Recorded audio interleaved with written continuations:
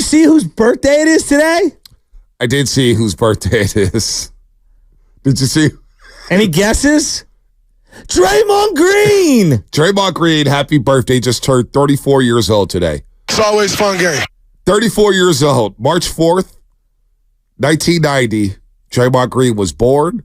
Mary Babers Green, shout out to her. Happy birthday, Draymond. Happy birthday to Draymond Green. Turned 34 years old today. 34 Absolutely years old. incredible. So the birthday boy, he'll be chilling today. What do you do when you have everything for a birthday? I wouldn't know, but what do you do? You got millions of dollars. The way you I wouldn't know. I wouldn't know. What do you do? What do you do? What do you do when you have everything? We know he went to LeBron's party when he turned 39. Remember that? Oh, that's right. When he was suspended, too. Okay, so just me. I'm going to be, I can't speak for others. And I've never been rich, so I don't know. I know this. On my birthday, if it's not one of the big ones, 30, 40, whatever, like I just kind of want to be alone. Right. Or I want to like go golfing or do my own thing. And like that's all. And just be left alone somewhat, you know? And then I sadly think about how old I am and how unaccomplished I am. Yeah. And I'm being real. How pathetic my life is. Exactly. How depressing it is. Alex in Atlanta on YouTube. Bday, the Warriors are 13-25 against teams above 500. They aren't anything better than average. All right, well, let's see it. They're 4 games above 500. We do still know that a lot of these players have championship pedigree, but are they better than Denver? Should you fear any team in the Western Conference? Let's take some calls here, Shatsky. John, Highway 4. John, what's happening, man? You're on the roast. Hey, good morning, guys, and happy birthday to Draymond. Draymond, if you're listening, which you might be since you're keeping close tabs on Bday, sincerely, happy birthday. Yeah, I'm not worried about the loss against the Celtics. That was a long road trip with a lot of games close together. Not to make excuses for them, but not too worried about it. They're clearly on the upswing, and this might be a hot take, but I think Klay Thompson could be pivotal in this final run. I love it for him in the sunset days of his career, coming off the bench. I'd love to see him sharpshoot, hit a little more threes, and then I forget what game it was, but there was one game where he really sort of he was coming inside a lot and just hitting jumpers at the top of the key. And I think that could be great and just sort of supporting our scoring when we got an 18-point lead so that we don't blow them anymore. You know, good call, John. And Shasky, Mully brought this up on the show Friday, and he's been bringing this up a lot lately.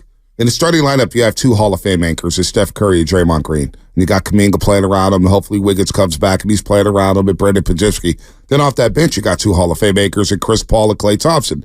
And Klay Thompson, in those 6 games off the bench, he shot 46% from the floor and 44% from 3. He's giving you 19 points a game, and that rapport that he already has with Chris Paul coming off that bench, leading the second unit.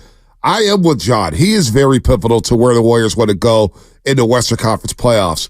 And the gravity that he has, even the other day against Toronto, he cuts to the basket, 2 defenders go with him. Chris Paul's wide open on the 3-point line. It's just Klay Thompson still attracts that and demands that attention from opposing defenses. And now Chris Paul, the gravity that he has, is going to create a lot more open shots for Klay Thompson. So I do like where he's at coming off that bench. I want him to get wholesome here. Obviously, you want Andrew Wiggins to come back so you don't mess with the starting lineup and Pods as well. But you got 2 Hall of Fame makers in that starting unit. You got 2 Hall of Fame makers with the second unit. And that's a good thing here with Klay CP3 moving forward. Hypothetically, if Wiggins returns, Pods goes to the bench? I think Moody does, right? Yeah, I would think Moody as well. But so it would be Steph, Kuminga, Draymond, Wiggins and Pods. Wiggins and Pods. Okay, I was just curious what you thought. You wouldn't stick with Moody? I think Pods is right now. I think Pods is a little more. He's trusted by Kerr more than Moody. Is the way I would phrase it. It feels like that, right?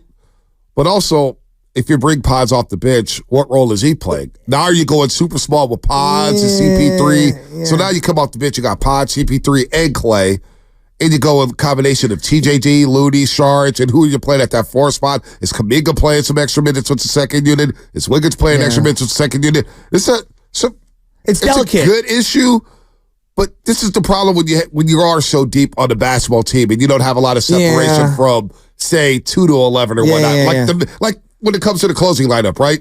Because that's one thing I've been paying attention to in these close games. What has it been? Well, we know Steph and Dre are going to be in the closing lineup no matter what. Defensively, Draymond Green is your quarterback. He's going to be communicating late game situations, and Steph is Steph. But who's those other three players playing alongside with them? And then I think there's 5 guys who could, or 4 guys. CP3, Klay, Wiggins, or actually 5, my bad. 5 guys for 3 spots. 5, okay. CP3, Klay, Wiggins, Kuminga, and Pods. Not GP2.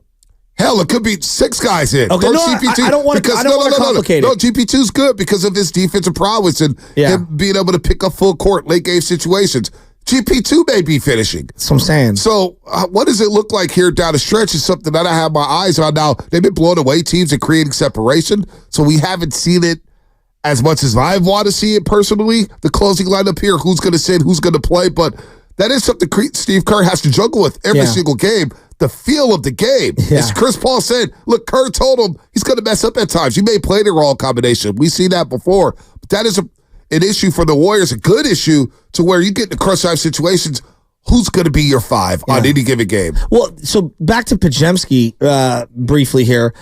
I think that they've been missing that Iguodala element for a long time. And I look at what Podziemski brings to the table, very different stylistically than Iguodala. But if you strip it all away, hustle plays, smart IQ in the half court, willing passer, can knock down a big shot. Now, I think his shot's better than Iguodala's ever was, but Iggy hit big shots for this team. You know what? I think Moody deserves to be in this conversation in terms of being that Iguodala as well. Okay. Maybe not the ball handler that Iguodala was or but Pods the elements, the elements, the hustle. What about the play against Washington last Tuesday? Diving out of bounds to open the second half. Leads to an alley-oop play, right? To Jonathan Kuminga. Moody does have attributes like Iguodala. He knows where to be defensively. Yeah. He's moving his feet well. He's getting deflections.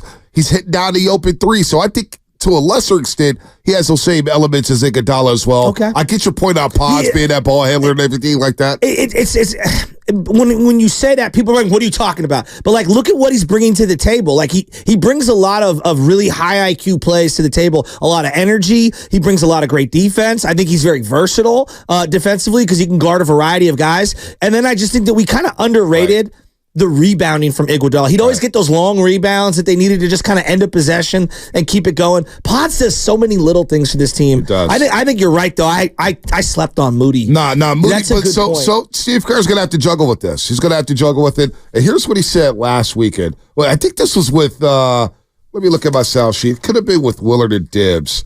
Oh, no, this is post-game sound. Post-game sound from Friday night against Toronto.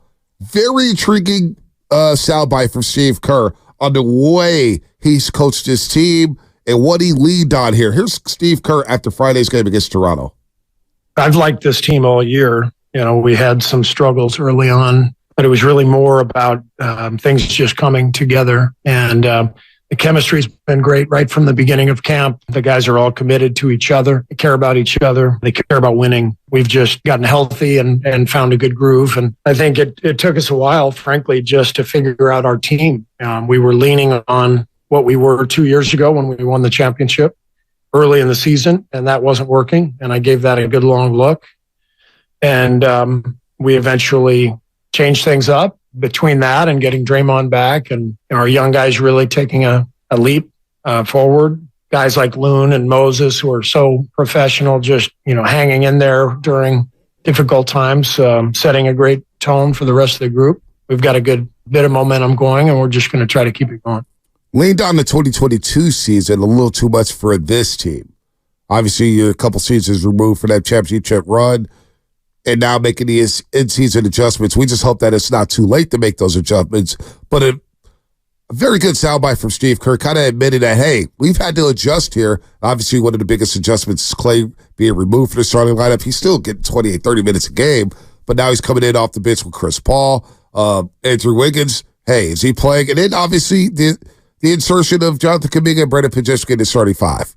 We would have seen this last year. Now the third-year player and the rookie's playing really well alongside Steph, Dre, and Andrew Wiggins. The more and more I watch this team, especially with Wiggins not playing right now, not that they couldn't use him. They could use him, but I look at that hole that he has, that position, as a very redundant one. When I look at their roster, like Kuminga, Moody, GP2 can all give me elements of what Wiggins gives me. Now, he might be a better all-around player than a lot of those guys, but man, they lack that versatile defensive big that can hit a bucket in the paint consistently, who's more of a veteran than TJD. Right. And they've got a lot of guards and they got a lot of wings and perimeters. I just wish they had that big man. Because like right now, I'm looking at this team and it's like, what really separates them from the contenders and everybody else? Like, who's guarding Chet Holmgren? Right. Who's guarding Jokic? Now, not that Chet and Holmgren on the same level, but who's guarding, Anthony Davis? Who's guarding some of these bigger dudes? Kevin Durant. Right. Now, Draymond Green is the hope for Anthony Davis, right? And I thought he did a good job on him in that game coming out of the All-Star break. Can Draymond guard Chet? Can you put a smaller guy on Chet? Because he does play like a guard at times, although he gets around that rim and it's an automatic bucket. Yeah, he's a lot nastier than I think people. He's nasty. Yeah, for a skinny guy, he's much nastier. Chet's a problem. And he's going to be a problem for a long, long time. I underrated how good he is. But now, and you got Wemby coming to town. So a guy like that, who's going to guard Wemby? I don't know if anybody could guard Wemby. Can I ask you about Wemby? Just a brief aside. Does he, he's an intriguing player. I'm not sure he does it for the casual fan in terms of I thought the intrigue would be higher for Wemby. I don't see the fervor like I thought was going to be there for Wemby. I don't know. I don't know how to gauge that because me personally, I've kind of taken a step back from social media for the last 5 months, 5-6 months. I was just like, I got to tone it down. I have to tone it down a little bit. Because I don't see young kids gravitating toward him. Well, they should. I mean, just watch the matchup he had with Chet Holmgren last week. This guy dominated. He became the first player in NBA history. What was the stat that he had? Oh. Man, it's evading me here. It was evading. He became the first NBA player to make 5 made threes, 5 block shots, 2 or more rebounds, 20-plus points in a game. No, he's doing unbelievable things. I'm just asking, is it resonating with the audience? I don't know if it's resonating with the audience. Because there was so much hype coming into the year, and he's had a really good year. And every night I watch, and it's he's doing things that I've never seen. Right. Physically never seen someone jump from the spots that he jumps from. And I guess my point is I'm not sure if the audience if he's captivating that audience. I'm not sure if he is yet, but all I know is Friday against Chet. Thursday against Chet, he dominated. 28 points, 13 rebounds, 7 assists, 5 block shots, 5 made threes. This is the first NBA player to have a line like that in history. And then you look at what he did against Indiana yesterday. 31-12, 6 assists, 6 block shots, 3 made threes. 3 or 4 from the three-point line. So as he gets exposed more and more to the American audience, I do think people will be like, holy smokes, this guy is special. This is the 8th wonder in the world. I mean, no one looks like him. I can't think of a player who looks like the way he plays and how he looks on the floor. If he played New York City, we wouldn't hear the end of it. I mean, Julius Randle's a quote unquote star, and he plays for New York. So yeah, you're probably right. I mean, this guy, we're going to see him Saturday at Chase. It's going to be the first time I see him in person. I'm really pumped for that. I'm really pumped for that game too, because this guy, these numbers, man. Look at his last 10 games. Look at the stats he's had. I'm just going to read off blocked shots. Yeah. Blocked shots here. 10, 3, 5, 5, 5, 4, 5, 6. That's Hakeem Olajuwon block numbers. Olajuwon was averaging 4 blocks a season. What's he, 4 19? blocks a game for a couple years. This guy, he's 18, 19 years old. What is he? He's 20 years old. 20. I didn't even know he was 20. 20 years old. And I think the hype train's going to get a lot more because there's going to be a lot of crucial games in the West. You see all those bunched up teams, the Kings, Suns. He's got to play the Suns a couple more times. He's got the Nuggets on the schedule. He's got the Mavericks. He's got the Warriors in the East. He's got the Sixers and stuff like that. Hell, Joel Embiid might be back by April 7th. That could be a fun matchup there. Spadoni. He's got another game against Chet. Spadoni, you're an and so's Bonte. You're NBA fans. Do you get what I'm saying though? I feel like it's LeBron and what he's done this year has been remarkable, and that's been a big storyline. There are other stories. Boston's been a storyline this year. It feels like the Wemby thing, not that it's not being talked about, just it's almost under the radar of the season. I thought it would be a bigger hype. It's just because the Spurs have been so bad. Right. That's really what it comes down to. Even with LeBron, I'm sure and you guys can speak more to this because I was so young at the time, 9 or 10.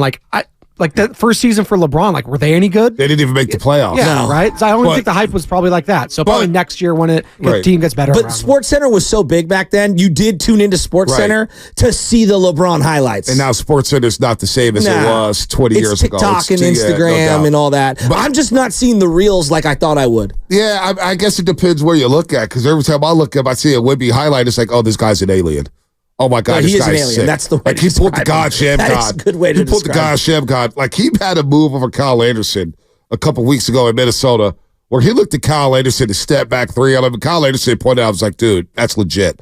Like Wemby's he's the real deal. He is the real freaking deal. So he's compared to LeBron, Bonte. Not to cut you off real quick. Wemby and LeBron, first 55 games. Points per games for Wembanyama, 20.9. LeBron, 20.4. Rebounds per game. Obviously, Wemby's clearing them there by 5, 10.2 to 5.7. Blocks per game, 3.4 to 0.7. Field goal percentage, 47% to 40. 3-point percentage, 33 to 27. And then it just goes on and on and on. Yeah. It's unbelievable what this guy's doing. And it's unprecedented. I mean, the guy's averaging as a 20-year-old, 21 points, 10 rebounds a game. He's averaging double-double as a rookie. I mean, he's only going to get better and better and better. Like, this is scary. He's playing 28. He's only playing 29 minutes a game, Shasky. 29 minutes a game, and he's averaging 21, 10, and 3.5 block shots. If I had said, if you had gave me all those same numbers and it's Zion, everyone's like, oh my God, Zion. Right. Like, I just feel like there is I don't know, maybe it's because Zion's American and he played at Duke and we had a little more familiarity. Yeah, and maybe it's the way he looks in terms of the power and all that stuff. I'm just looking at like Wemby's having a monster year and it feels like no